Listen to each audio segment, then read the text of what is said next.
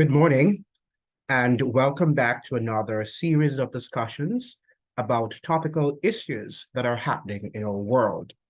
I welcome you because, it has been several days of challenges. I wanted to record yesterday, and I had a few glitches and could not record. Now, this morning, I also crave your indulgence because I must open up by apologizing that my eyelashes, I'm not sure why it's jumping. So you might see some distortions in my video. I've been trying to fix it, but I have not had any success to date. Now, ladies and gentlemen, it is yet another distinct privilege of mine to engage you in another topical issue of our times, right? We are living in some very dangerous times, and it behooves us to express and to share our ideas with different on different social medias and also on different platforms. In today's discussion, I'll elaborate on Biden's speech given on October the 10th. And as regards to the Israelis' swift response to the Hamas terrorist incident that took place on October 7th. Now, we have been hearing a lot of noise regarding what is happening in Israel and also in Palestine, particularly in the Gaza area.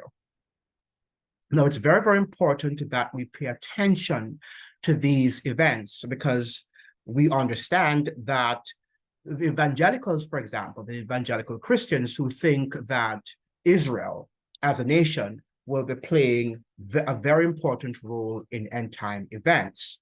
Now, for those of you who are not religious, you must understand that this world in which we live is a spiritual battle. It's a spiritual ground where people and different interests, different vested interests are involved, and they are trying as best as possible to wheel the world into their own perspective and into their own different objectives, their own goals that they have for society. Our main enemy, as the Bible tells us, is the devil himself, that is waging a war against Christ, right, and his people. Now, we are just spectators, and we are caught in the wedge of this great battle that between Christ and his angels and the devil and his angels. In Seventh-day Adventist eschatology, we call that the great controversies theme. So it's very important that you begin to read about that controversy, because without understanding that controversy, you will not be able to understand what is happening in the world as much as we try to. And you will have to dig deep into these political and these spiritual studies on undertakings for you to be able to assess fully well what is happening in the world. Now, Biden, of course, as we know, is trying his best to alleviate, according to him, the problems, the situation that is happening in Israel and in the Gaza area particularly. We've heard where, many people have been without electricity, without water, and without basic human needs since this terrorist event has taken place. And we understand that they must be going through hell. And the leaders of the world, particularly the Western world, are actually behind Israel. They think that Israel should wage a justifiable war, right? Because they think that, what the Hamas people did, and rightly so, was a savage act of terrorism. Now, this is Biden speaking, and I think that this speech was given on October 20th. So I think I said October 10th in my introduction, but this speech was given on October 20th. So that was in recent times. And he's addressing the American people having been there, because we should know by now that Biden did travel to Israel to assess what was going on the ground. Now, he's saying here, in Israel, I saw people who are strong, determined, resilient, and also angry, in shock, and in deep, deep pain.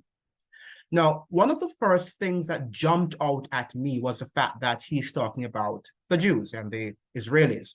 However, he said nothing here about the Palestinians in terms of their also being determined, resilient, and also in deep pain. Of course, we know that the Hamas is linked to the Palestinian people, but the Palestinian people are distinct from these Hamas terrorists, right? You have to separate them. It's just like, after 9/11, many people sometimes equate the US government to American civilians, which should not be done, because a lot of times Americans may, the American government may go out through its military and kill hundreds and thousands of people. And that might not have gotten the consent of the American public. But what happens is that people in their, in their anger, right, and in their propensity, their willingness to engage in revenge, because that's the human heart, right? Because it's deceptive, it is wicked above all things, that we want to ensure that persons who inflict pain upon us, that they also, get back the same pain or even more that they had inflicted upon us. But that is the sort of human nature. That's how we act as humans. That's how we behave. That's how we think. And only God can change our heart. There is no other being in the world that I know that will be able to transform our hearts into forgiving and also to engage in civil discourses. And at this time, I think we need to engage in some sort of civil discourse, because we cannot continue to be waging wars. I think after 9/11, the US has this foreign policy that if you inflict pain upon me, if you go and you create some form of terrorist act, it means therefore that I'm going to do the same or worse. And how can we be saying, how can we be fighting for peace, for world peace, if at all times we are at all levels of aggression, we're going to respond similarly or worse? I don't know if we will ever arrive at any peace, because as it says, it takes two to tango. And if they're continuously tangoing, for my word, the word, there's no word that's tangoing, but if they continue to engage in warfares without sitting at a table and having a civil, respectful discourse, I don't think that will ever arrive at peace. And no wonder Christ, when he was leaving his disciples in John 14, he says, peace I give unto you, not as the world give I unto you, but, let not your hearts be troubled, because Christ's peace is not the peace that the world gives to us, because the peace that the world gives to us is really war, and we learned in the book, 1984, that war is peace. That is what they mean by peace, that we will wage these continuous wars that they think will eventually end in peace, because, the mightier is the one who generally wins the battle.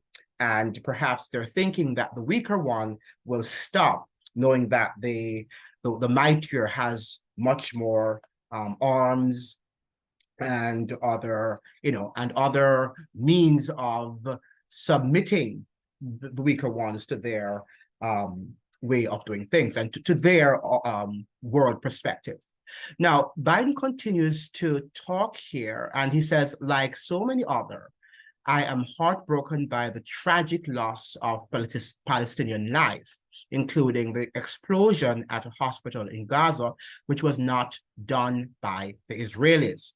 So here he's actually, he's actually conceding, and he's saying that I'm aware of the Palestinian sufferings, which is good.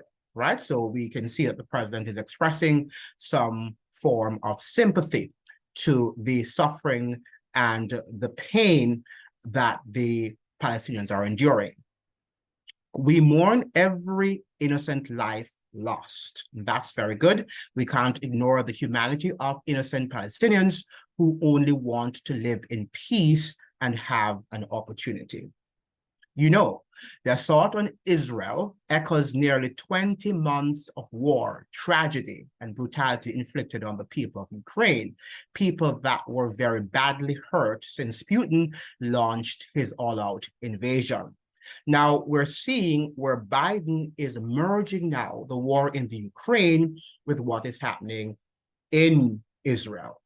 And that is how wars are going to be encouraged, because war is a business. And if you don't want, it's a big industry, multi-billion industry. So you must understand that even though you and I might not like it, because we're not going to profit from it, we're going to have our civil liberties restricted, right? Some of them eroded, right? Will never be given back to us. As we can see after 9/11, if you're going through an airport, you have to take off your your shoes, you have to take off your belt, there's so many different rules and regulations that they inflicted upon us and that we had to comply with. Now, and there, amongst other, the introduction of the Patriot Act, right, which took away a lot of American civil liberties. And these will not be given back, because as we can see that the wars have been waged since 9/11 in Iraq, right, in Syria, in Libya, right, and the list goes on. Now we are now in the Ukraine and soon and right now in Israel. Now there is also talks of war that might be waged against Iran, since it is alleged that Iran was behind the Hamas terrorist attack that took place in Israel. Hamas and Putin represent different threats, but they share this in common. They both want to completely annihilate a neighboring democracy, completely annihilate it. So, he's suggesting here that the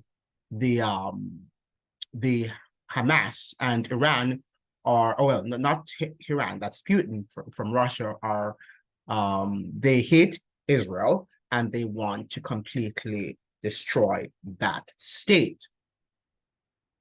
Hamas does not represent the Palestinian people, and that's very good. I'm happy that Biden is actually acknowledging this fact, all right, that the civilians are distinct from that terrorist group of people. Hamas uses Palestinian civilians as human shields, as sometimes American governments also use American civilians as human shields to wage their wars against other parts of the world.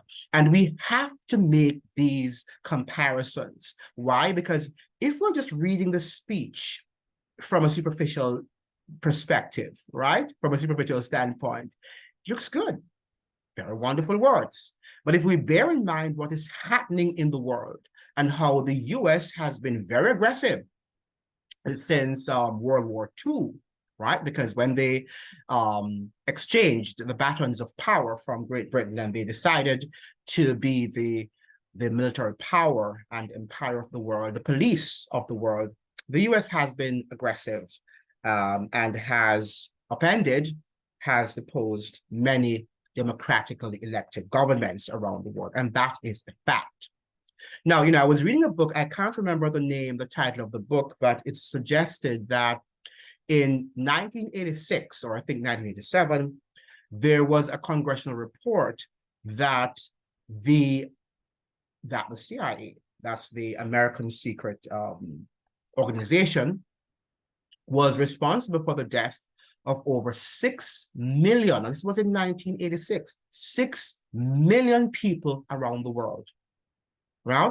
And we talk about, what's his name, in Germany, the Adolf Hitler killing over 6 million Jews. Now, we understand that in 1987, 1986, 1987, I can't remember the date when the congressional report was given, but it stated clearly that the CIA had been involved in the assassination of over 6 million people around the world. Now, that was 1986, 1987. many years ago, right? So can you imagine the number since that the number has been augmenting, right?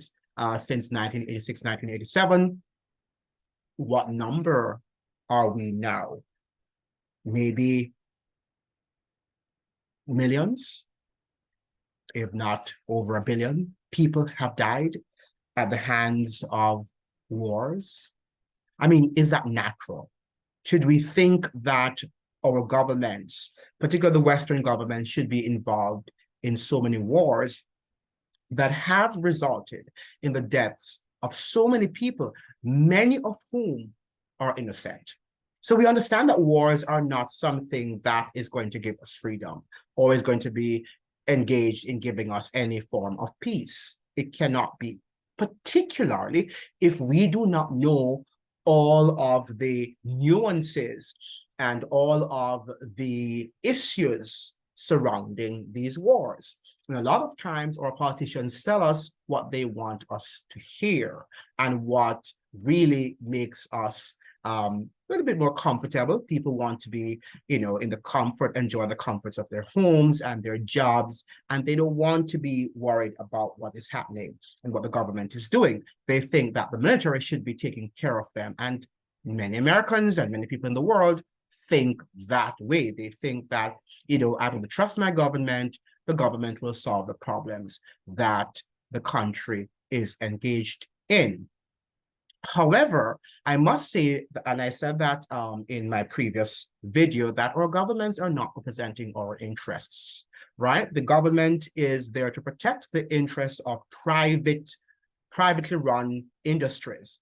And in so doing, they benefit because a lot of times before they get into government, were not wealthy, right? And we see after they've left how enriched they have become. So we understand that the wealth did not just come by the measly salaries that they earned during their tenure in government, but that it came through their connection with powerful financial interests. Now, if they're so connected, you know that they're not going to be representing our interests because countries are not by the government in and of itself is not wealthy, right? We know that the wealth comes from private corporations and private industries. So when we talk about America's wealth, or we talk about the wealth of a country, and they're talking about the GDP, and a lot of times it's not representing the ordinary people. And it's for us to understand that, right? That they have this gigantic and this elevated and this often exaggerated view of the wealth, but the wealth is generally in the hands of, it's generally concentrated in the hands of a few people and not in the masses of people as they are trying to tell us. Now, quite surprisingly, Biden and the Washington elites, the Washington politicians, including them, have equated Hamas' unjustifiable and savage act of terrorism to the terrorist event of 9/11, a new Pearl Harbor occurrence for Israel. So we see them here, they are actually comparing what happened in 9/11 to what is happening in Israel at this point. And that is a very terrible comparison, because if we are to compare them honestly and objectively, we're going to see that, after 9/11, the US did not and has not won a single war to date, right? They have created more confusion in in the countries that they have been to, in Libya, in Iraq, in Syria, right? And so on. We're seeing a lot of confusion and a lot of also blowback, right? Because we see even in Western Europe, in the Western European countries, in England, in Germany, in Italy, that many Muslims coming from those countries that were totally decimated in terms of their infrastructure, that they have been relocating to these countries. And, they bring with that sort of migration a lot of chaos in these countries. right? So every time we have wars, people who have survived and who cannot live in that sort of chaos decide that they will eventually migrate to countries, the same countries that, were responsible for waging such wars. And then people, the citizens of that country, the civilians begin to complain and say, oh, these migrants and these immigrants, I don't like them, they're dangerous. But, who created that sort of scenario in the first place? The guys who were waging the wars. And we must be alert to this reality, that when we hear wars, it's not just something that is just going to evaporate and go away, right? Wars bring negative, more so, a lot of negative consequences that we must be able to confront and to be aware of. Now, if history is any lesson to us, if we choose history, if we make history a lesson book, it is evident that the US will encourage Israel to go to war against its alleged enemies. The possibility of enormous casualties and catastrophes are going to occur. All right, so we cannot negate that fact. We must know that wars create catastrophes, right? It is not something that is nice and something that is just going to go away and go into thin air. Now, war is the underlying foreign policy of the US since 9/11.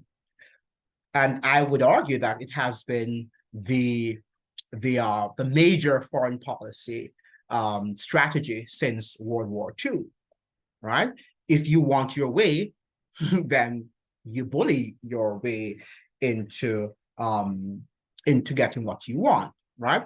And the US has been doing this for decades, right?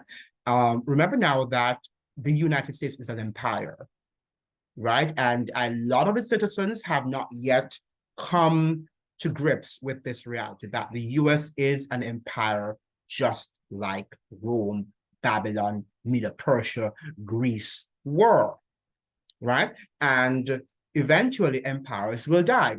The more they are overstretched, the more they're engaged in battles, right? Economically, militarily, they will eventually die. That is what happens to all empires. No empire is going to be up and running forever, right? We know that the United States came into power very quickly, right? It really surfaced on the world stage very rapidly. And from 1898 onwards, and if you read, what's his name again, the famous literary scholar and writer, American scholar, what's his name? I'm forgetting his name. He wrote the book Huckleberry Finn. And his name is not coming to mind right now. But he has written so much on the US empire, and he lived in the 19th century, right? So from the 19th century, right, we have American scholars and writers, including members of the literati, have been writing about the widespread and this sudden upsurge in imperial undertakings of the United States of America. Now, we see after 9/11, and many of us, in our 40s, like I am, have experienced that sort of aggression since 9/11. So this is lived experience. Many of us have lived that experience.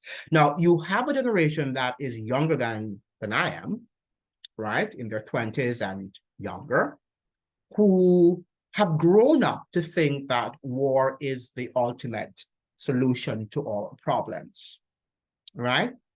And that is it, because I think, well, I think that even in people of my generation and prior, my parents' generation, what they call the baby boomers, would also have grown up in that sort of reality. Because when you think about the Cold War, which, started from, 1950s right up to the demolition of the dissolution of the Soviet Empire, right? You must understand that we have just been hearing of wars and wars, one after the other.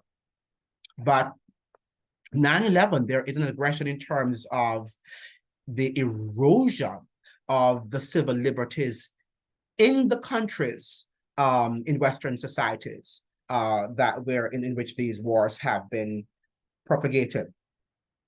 For some reason, the oft-repeated quotation from the book 1984, and I think I mentioned that before, written by George Orwell, echoes resoundingly, right, in my ears, that war is peace, right? No, that's what it is. They're trying to indoctrinate us, right, into believing that war is really peace. That every time there is some tension in any country or in the parts of the world, we must send military, we must, get millions and billions of dollars to be sent so that we can have weapons and other things be bought so people can wage wars, kill people, and then we'll eventually live in peace. And that is wishful thinking. Peace in this malevolent and decadent world seems to be an elusive dream. The more enlightened our society becomes, the more combative and bellicose humanity becomes. This is because war is both a scam and a multi-billion industry. Right? It is a scam. And a lot of times, if we delve more into the reasons, the root cause of wars in our world, we are going to learn some facts that will have us question a lot of what our politicians and governments around the world are doing. And this is the same reality for what happens in the medical world, right? If we were also to research and to delve deeper into what happens and what surrounds the root causes of different diseases, how they came about, we also will be shocked, right? And we might not be trusting holistically our governments, because I think we have too much confidence and we have put too much faith in governments, and we need to respect them. We need to support them as best as we can, because I'm not anti-government. Government is necessary, right, for any country to exist and to survive. However, we cannot just sit by idly, uncritically, not thinking and not using the brain that God has given to us. We must use our brains creatively and actively, so that we can be able to discern some of the things and some of the decisions, and some of which are not wise in any sense, that governments are taking and are making. Now, we live in a society that claims democratic principles, but is rapidly witnessing the subtle erosion of civil liberties. And I use the word subtle here because a lot of times we are not even aware of what they're doing until they've enacted these laws into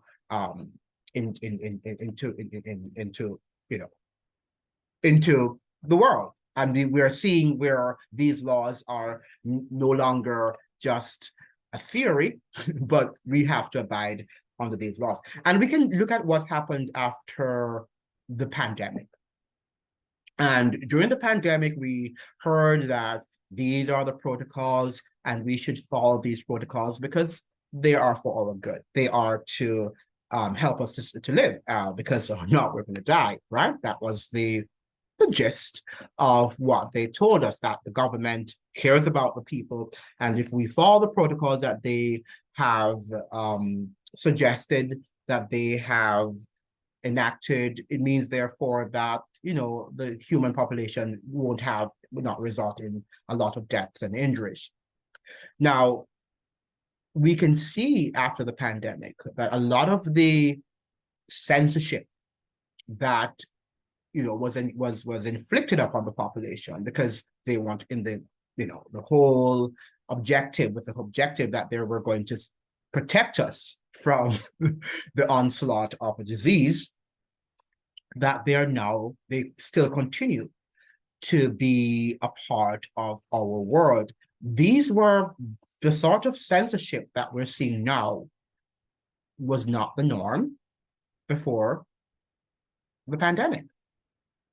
But we're seeing now that these censorship activities have become the norm, that we cannot express ourselves. Even what is happening in Israel as we speak, it's very, very difficult for you to express your perspective, even if your perspective is rooted in facts and truths, right? It's not very, very important for you, or you can be held,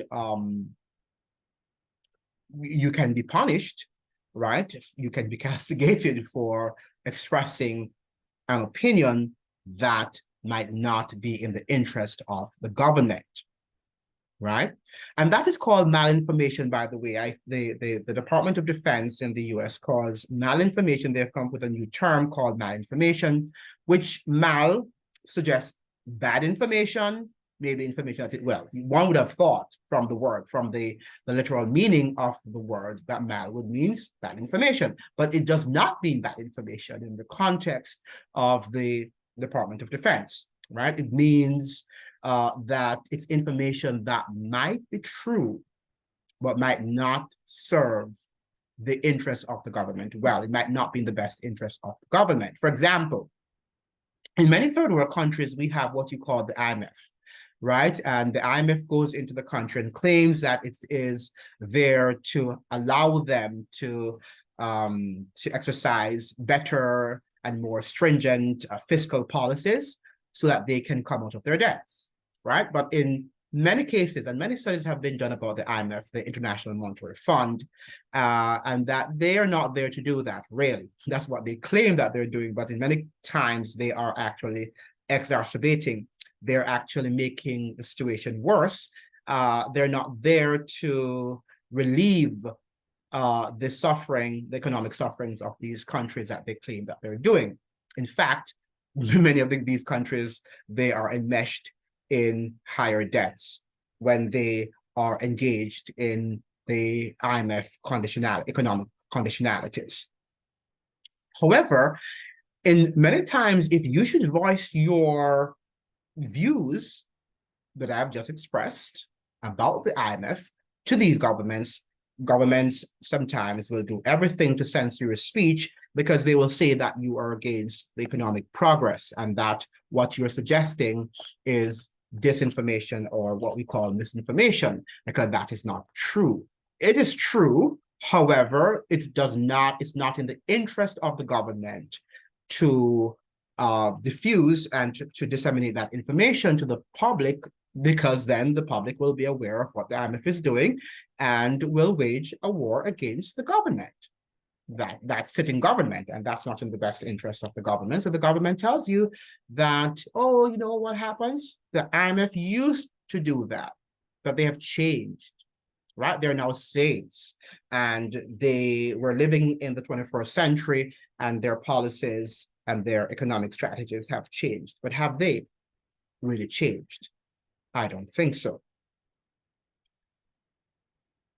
In recent years, particularly during and post-COVID, Western societies have they have witnessed the slow evaporation of freedom of expression, right? So we are not free to express our ideas anymore. Recently, there was an article in the political newspaper in the US about this. I forgot his name also. Forgive me for sometimes not remembering names very well. But he's a professor at Cornell University, and he mentioned that the Israelis, have been engaged in genocidal activities for years against the Palestinians. And I think he was suspended for his among other statements that he made about the Jews and how they have inflicted a lot of suffering upon Palestinians for many years. That was not the politically correct statement to make, and he was suspended for his job, or has been suspended for his job for some time. He was suspended for making that sort of statement. Now, is that where we're heading to right now? Should we censor a professor for making such a statement? I don't think so. You might agree with him, but that is his right to express what he sees, what he understands from the world in which he lives in, based on his studies, based on his own analysis, right? The problem is if he's going there to say that my analysis is the only analysis, right? But if he's declaring that, in my opinion, from my objective, well, that is his objective, that is his opinion, and it should be respected. In fact, the word university, which Cornell is, represents universal ideas and thoughts, ideologies, universal. So it means, therefore, that we might not agree with everything, but we should be exposed to different ideologies and different thought processes. However, we're seeing where that is quickly going, is being dished out, is being thrown out of the baby is being poured out with the bath water.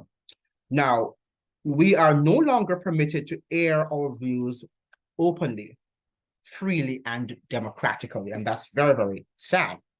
The Orwellian ministry of truth is fast becoming the norm of Western countries. Truth is no longer absolute. It is subjective, according to the diktats of scientists and the mandates of presidents and prime ministers, who wield the power of their executive office to control public opinion. Now, that is tyranny, right? If our prime ministers and presidents around the world are using their office to wield power, all right, and to control public opinion, that is not good.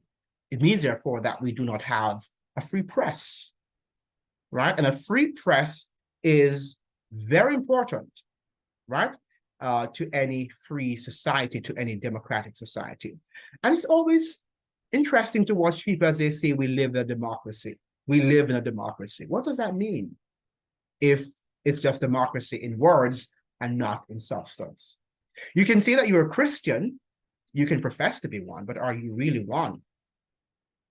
And that is why the Bible mentions in James, I think it was James 2, I can't remember the particular verse, but it's not the hearers of the word that will be justified in God's sight, but it is the doers of the word. It means, therefore, that we have to do.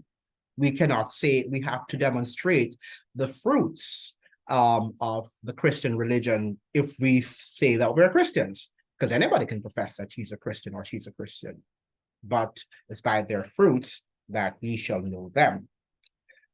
The political newspaper carried a rather troubling story also 2 weeks ago, in which they reported the tense environment on elite campuses such as Harvard and Yale's and Cornell, among others, due to differences of opinion regarding the ongoing war or conflict between Israel and Palestine, a war that has been waging since the Jews were organized as a national and political state, with the complicity of Western powers, primarily Britain, the US, and France.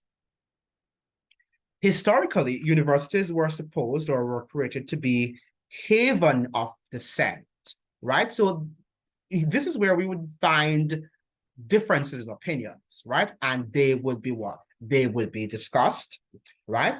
Divergent views could be aired, debated, and discussed, right? And that's where it was. Yes, sometimes it was rigorous and combative in some in some cases. However, that is the essence. Once we're not killing each other, and I can't recall in recent times, and somebody could correct me, maybe in the 60s you had, I don't know, but and the 60s were very, very turbulent years, right? Where you had the Civil War, for example, the Civil Rights Movement, not the Civil War, but the Civil Rights Movement, for example, in the US was at the height of its movement, right? And we saw where there were lots of different ideologies being propagated, but I can't recall if there were lots of violent activities that resulted in the deaths or threatenings on campus of students' lives. I'm not sure about that. Somebody could correct me if I am not correct. But to just be airing or just be a part of an organization, for example, if I'm a part of the organization Palestinians for Justice, I don't think that because I'm airing my views about what I see from my perspective happening in the Middle East, that I should be castigated, that I should be considered a terrorist. But I think I will draw up in another video some of the articles that the Politico have been publishing, in which they are suggesting that the US government is considering people who speak about or against, I should say, who speak against Israel's attitude towards the Palestinians, that they should be considered as terrorists. You can be considered a terrorist if you do not comply, if you do not agree with US policies regarding US policies on Israel. Now, that to me is frightening, right? Simply put, we must trust implicitly in our public institutions and the narratives that they disseminate.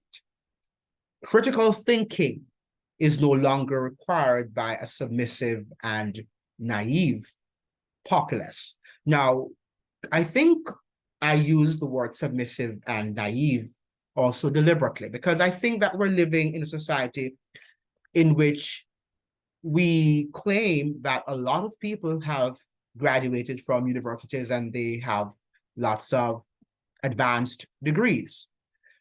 But you wonder sometimes when you listen to people how much they really understand about the world, about the facts, about history, about politics, right? Are they really living in the real world? Or are they living in a fictitious world where they've read a lot of fictitious books, right? Books that have nothing to do with reality, but more ideologies, right? And then they come into the real world thinking that these ideologies can solve the problems of the world. And I think a lot of our young people are graduating from universities like this, unfortunately. Right? I think, and I was there, and I did briefly participate in PhD studies at Howard University. And from that time, I realized that the professors were geared towards a certain ideology, and that they did not want any of their students to contest, a lot of times, in many cases, that particular ideology. And that should not be what universities are made to do. And that's not, by the way, only happening at Howard University. It's happening at Harvard, it's happening at Yale, it's happening at Columbia, and where many of our students are coming out and they are just more immersed in false ideologies. And it's okay if you keep it to yourself, right? If you do not want to indoctrinate the entire world that this is what the world should be like. But when you see that most of the ones who are in governments and in the private industry, and they're pushing this agenda aggressively, or these agendas aggressively, we have to take stock and we have to be careful, and we've got to educate ourselves. And we've also got to educate our children, because our children now are going into universities and into high school, and we're going to realize that they're not necessarily being educated, but they're rather being indoctrinated into believing the things that the governments and private industries want them to articulate. Now, remember now that there is no difference right now. There is hardly a difference between private industry and governments. The line is blurred, has been blurred. And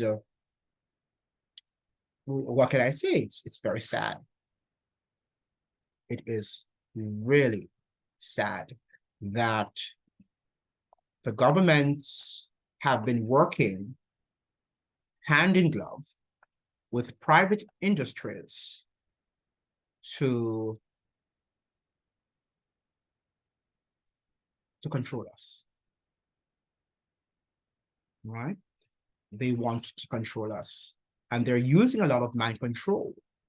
And unfortunately, many of the world's citizens have agreed to this sort of strategy of mind control. Now, only our governments and their carefully selected experts possess the wisdom to make life-changing decisions for the public, right? That is what they claim. And we saw this very, very clearly, right, during the pandemic,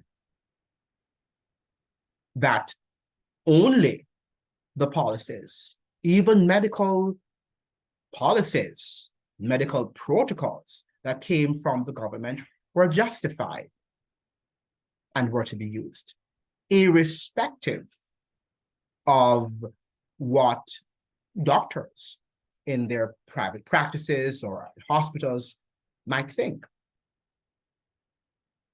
right? The government's recommendations were to be strictly adhered to, right? And should not be in any way disregarded.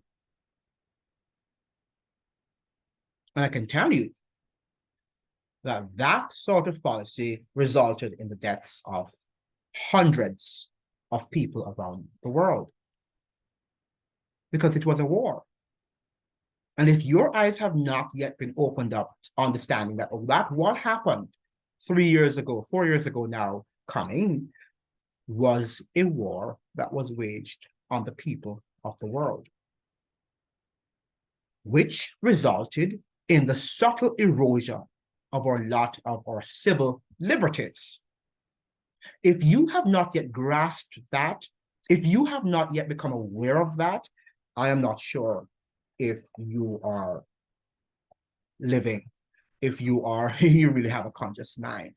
Maybe you're suffering from some form of brain death. Your brain is no longer functioning.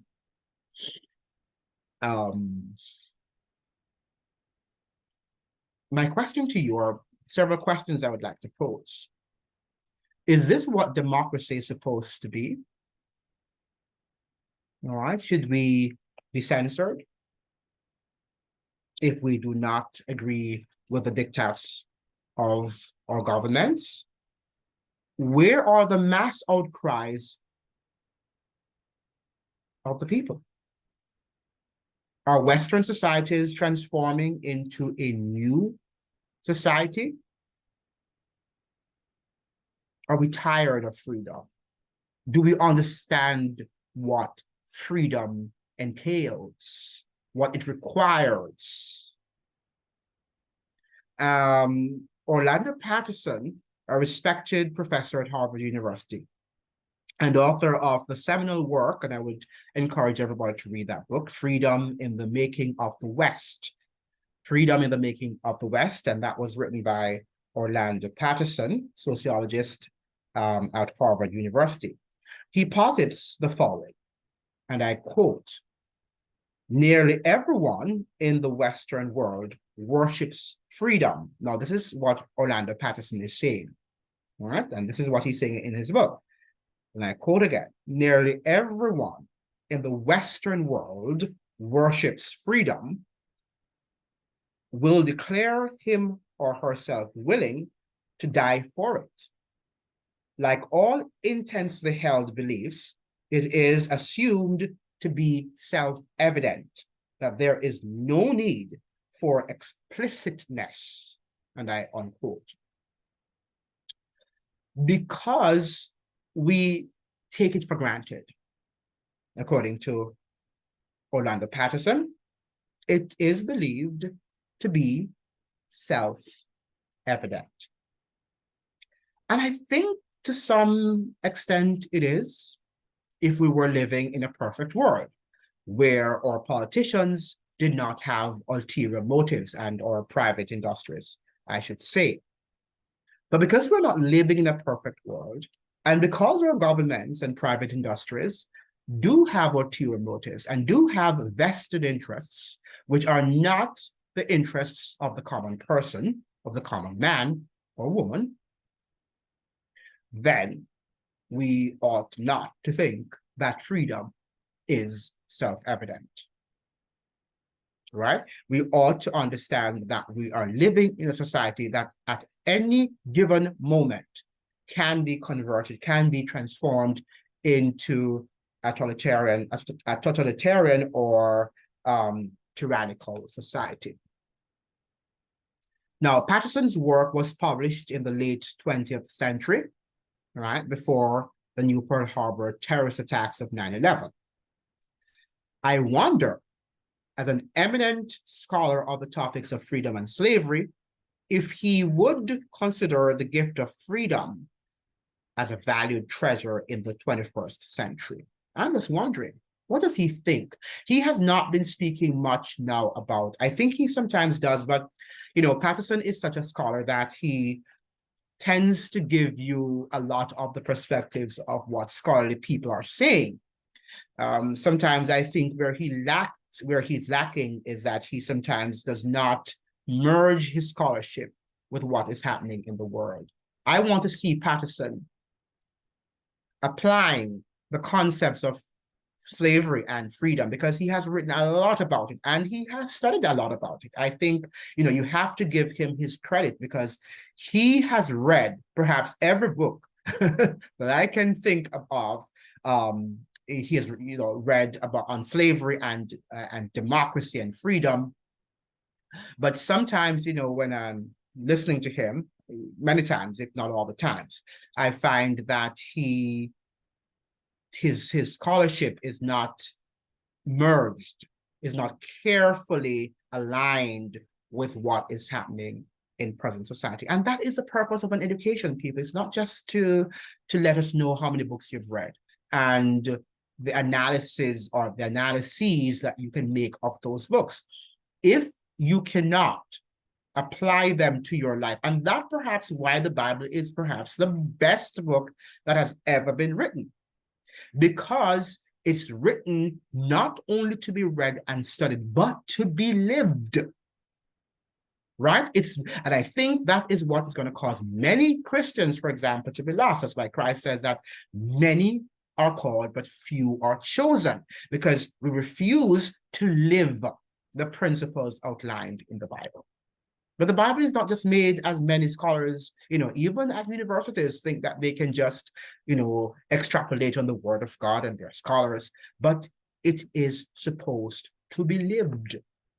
And that is the highest form of education, when we can apply what we have learned to our ordinary day-to-day life. You know, think about a doctor who talks about, you know, health and wellness, even, though I must confess that our doctors are not talking about wellness. They only talk about health, right? But we need to have also a conversation on health and wellness. We tend to talk about, for example, medical interventions like vaccines, and that we should take all these vaccines and other injections and drugs in our systems. But how well do they make us become after infusing these substances into our bodies. We've got to talk about these things because it's just about health, about, my taking an aspirin to soothe my headache. But what happens after I've taken that aspirin? What side effects does it have on my health and well-being? Well-being, because that is very, very important, right? So the same thing happens also in the context of education, that we've got to live out in our lives what we have been taught. And so often, what we have been taught in schools, when you go to the job, I remember I was talking to a nurse who works in Connecticut, one of my friends with whom I went to high school. And she told me that a lot of what she learned in nursing school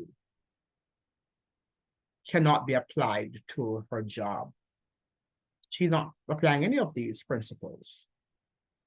And I'm sure those principles that she might have learned in nursing schools were noble principles, but they have to be forgotten when she goes into the world of work, into the real world of work. Because the system is about profit. It is not about equipping you with good health and well-being. So in the world also might be talking about peace, but are they, whatever they're doing, are they really doing it to acquire peace? Or is it that it's just there for them, wars are just being waged to earn them profit and for other vested interests? Because we cannot also forget that wars create deaths, and hundreds and thousands of people die and are injured. We must begin to reflect. We must begin to care about our neighbors, because whatever happens in Israel and Palestine will affect us. All right? There's nothing that happens in this world, even the most remote corner of the globe, that does not bring consequences that you and I have to confront in the present or in the future. So we've got to think, and we've got to learn to think clearly.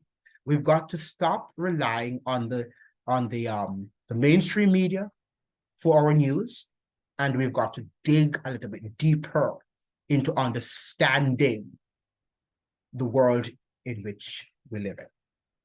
I think I'll end this video here, and until next time, I hope that you'll have a fantastic day, and I look forward to joining you another time in one of these discourses. Thank you. All the best. Bye.